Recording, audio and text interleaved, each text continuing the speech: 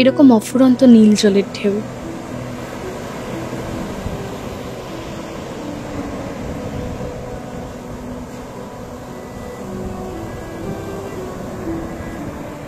সমুদ্রের ঢেউ মুহুর্মুহু পা ভিজিয়ে চলে যায়।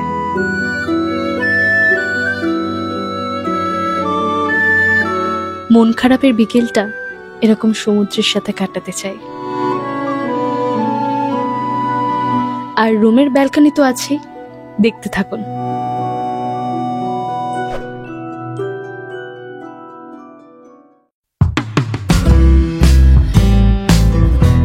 দক্ষিণ ভারতগামী ট্রেন ধরতে হবে।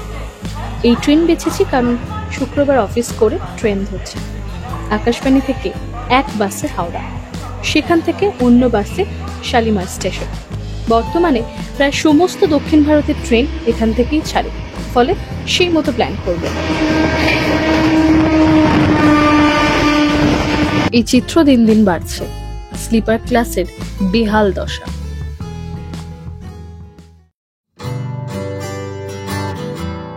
ব্রহ্মপুর নামলাম সকাল 9:10, অর্থাৎ সময় লাগলো 9 ঘন্টা 20 মিনিট।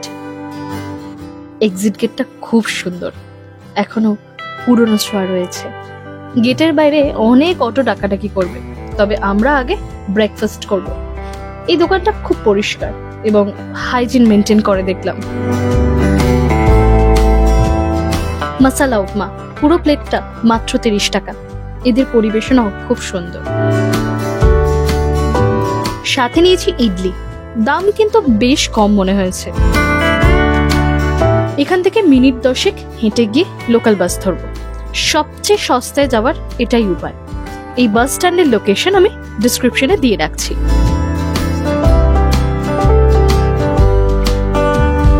মোটামুটি আধ ঘন্টা ছাড়া বাস আছে এবং বাসগুলো কলকাতার সরকারি বাসগুলোর মতোই। 40 মিনিট বাস জার্নির পর গোপালপুর পৌঁছলাম। স্ট্যান্ড থেকে হোটেল হেঁটে ওই মিনিট 5-7। এই হোটেলটার সামনেই সমুদ্র, যাকে বলে একদম প্রাইভেট বিচ।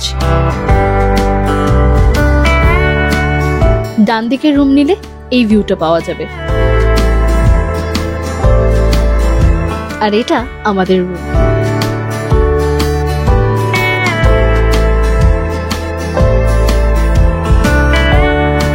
একদম সমুদ্রের সামনে, কি মজা। এসি নিচ্ছি না বলে রুম ট্যারিফ কম পড়েছে। বাথরুমটা মোটামুটি পরিষ্কার।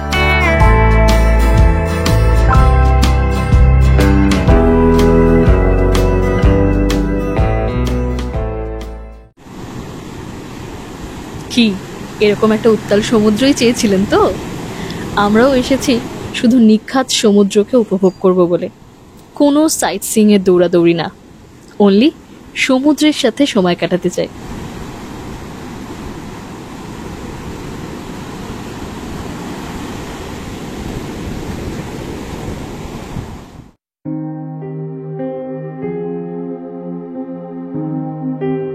একটু লেট লাঞ্চ করে সমুদ্রের ধার ধরে হাঁটতে বের হলাম।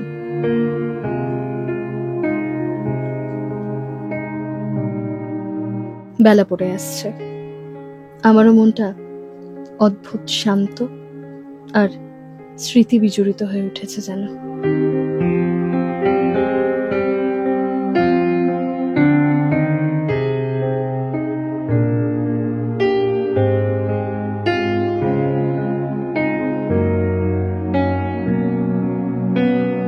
সন্ধে হতে সমুদ্রের ধারের পরিবেশ বদলে যেতে থাকলো। আমরাও ঘুরে ঘুরে দেখলাম।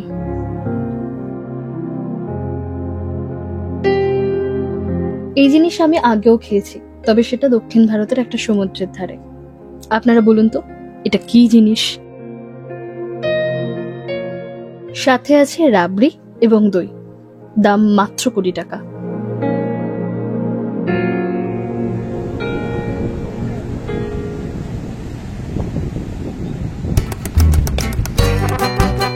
সমুদ্র মানেই এইসব। খাবেন কি খাবেন না আপনার চয়েস, তবে ঘুরে ঘুরে দেখতে কিন্তু হবে। আমরা মোটের উপর পরিষ্কার একটা দোকান দেখে ফ্রাই খেলাম। তাজা মাছ পেয়েছি এটা বলতে পারি। সব মিলিয়ে ওই 4-5টা দোকান। মাছের দাম খুব বেশি না।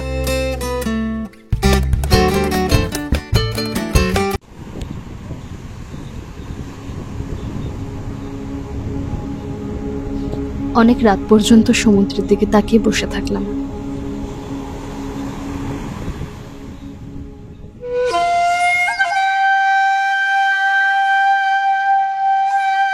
পাহাড়ের মতো এখানেও সকালে ঘুম ভেঙে গেছে। এই মুহূর্তটা অদ্ভুত সুন্দর হয়, সে পাহাড় হোক বা সমুদ্র। এই রুমটার একটা বৈশিষ্ট্য হলো সমুদ্রের ধারে না গিয়েও ব্যালকনি থেকে সমুদ্রকে কাছ থেকে পাওয়া যায়। আমরা যদিও স্পট বুকিং করেছি, তবে আমরা সাজেস্ট করব যে এখানে থাকতে হলে আগে থেকে বুকিং করবেন, না হলে এই রুমটা পাওয়া মুশকিল।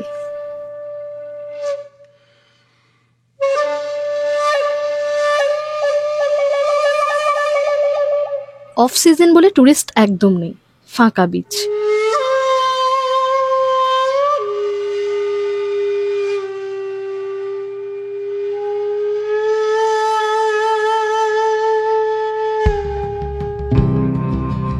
ব্রেকফাস্ট করতে একটু বাজারের দিকে চললাম, জায়গাটা একটু ঘোরাও হবে আর কি।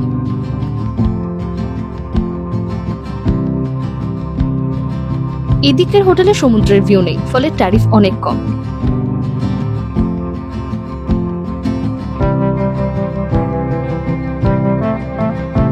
এই জিনিস আমার খুব পছন্দের।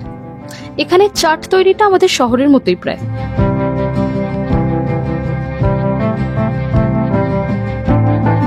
একটা ব্যাপার খেয়াল করলাম, এখানে ঘুগনি খাওয়ার ব্যাপক চল আছে। বাসে করে আসার সময় রাস্তার ধারে বেশ কয়েক জায়গায় দেখেছিলাম। 1 প্লেট চাট 20 টাকা। টুরিস্ট প্লেস বলে অহেতুক দাম বেশি না।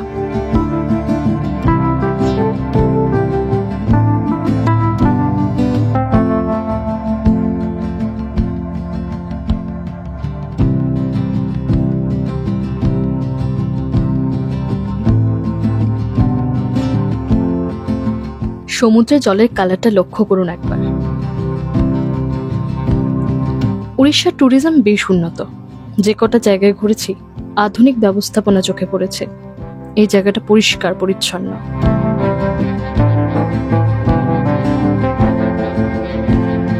দুপুরে নামলাম সমুদ্রে। কাল থেকে এসে অবধি সমুদ্রে স্নান করা হয়ে ওঠেনি।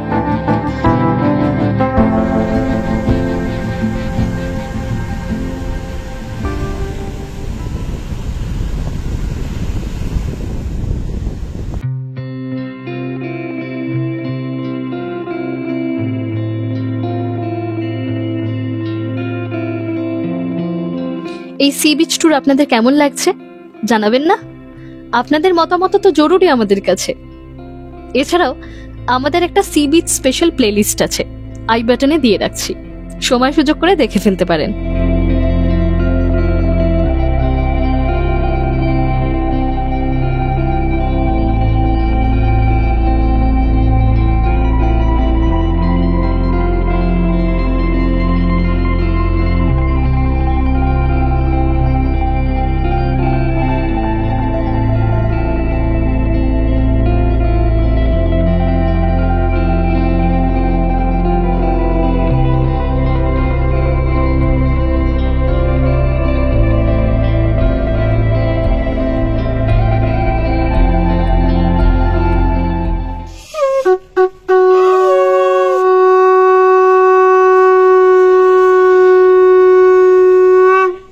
সন্ধ্যাবেলা সমুদ্রের ধারে পসরা সাজিয়ে বসেছেন ওনারা।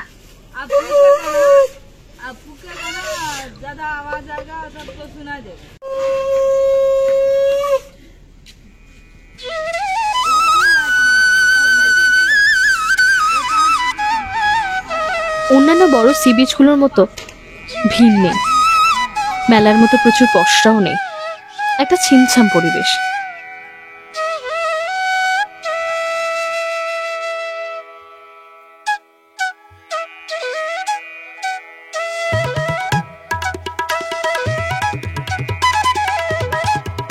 এখানে ডে টুরিস্ট বেশ কিছু দেখলাম। বিকেল সন্ধে কাটিয়ে রাত্রের মধ্যে ফিরে যাচ্ছেন।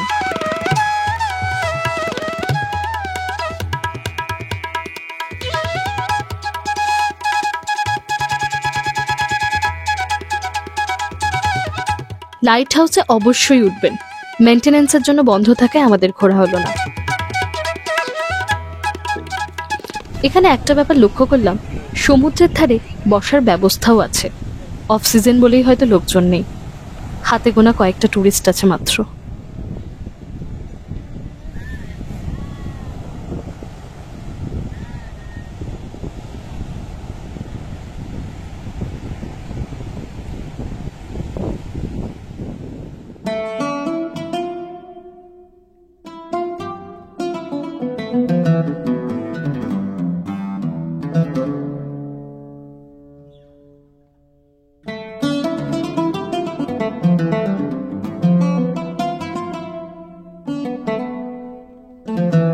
জোয়ার ভাটার সময়টা জেনে নেবেন, সেই সময় জলের বেড়ে যাওয়া এবং কমে যাওয়া দেখতে বড়ই অদ্ভুত লাগবে।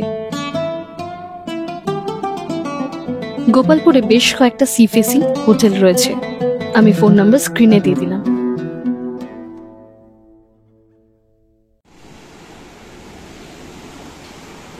তবে হ্যাঁ, আমাদের রুমটা ভিউয়ের দিক থেকে চোখ বন্ধ করে চুজ করতে পারেন।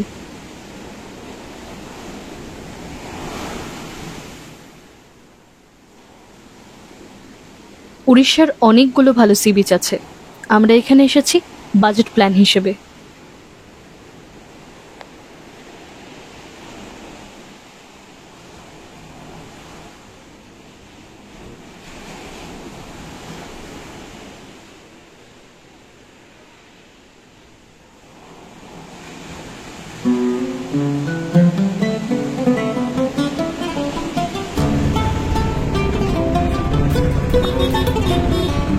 আজ তৃতীয় দিন, ফেরার পালা। ট্রেন ধরা তারা আছে বলে একটা টোটো রিজার্ভ করে নিয়েছি।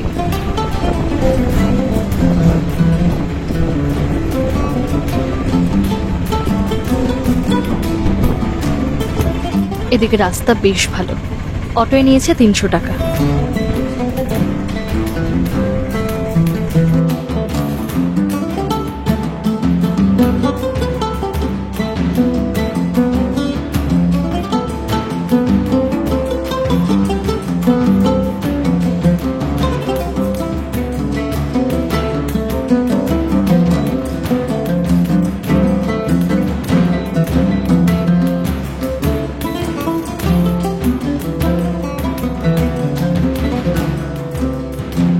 আমাদের ট্রেন বেশ কিছুটা লেট, তাতে ক্ষতি নেই, সিট তো পেয়েছে একদম জানলার ধারে।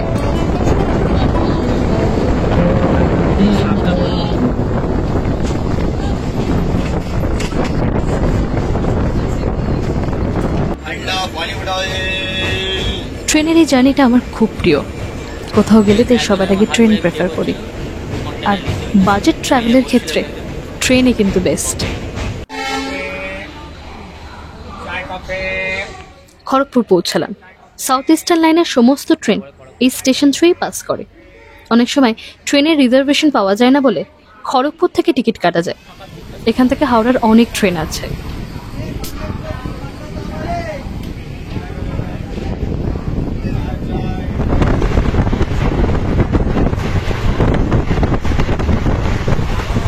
একটা জার্নি শেষ হচ্ছে, মন তো একটু খারাপ বটেই, তবে একটা জার্নির শেষ থেকেই পরের জার্নির প্ল্যান করতে হয়।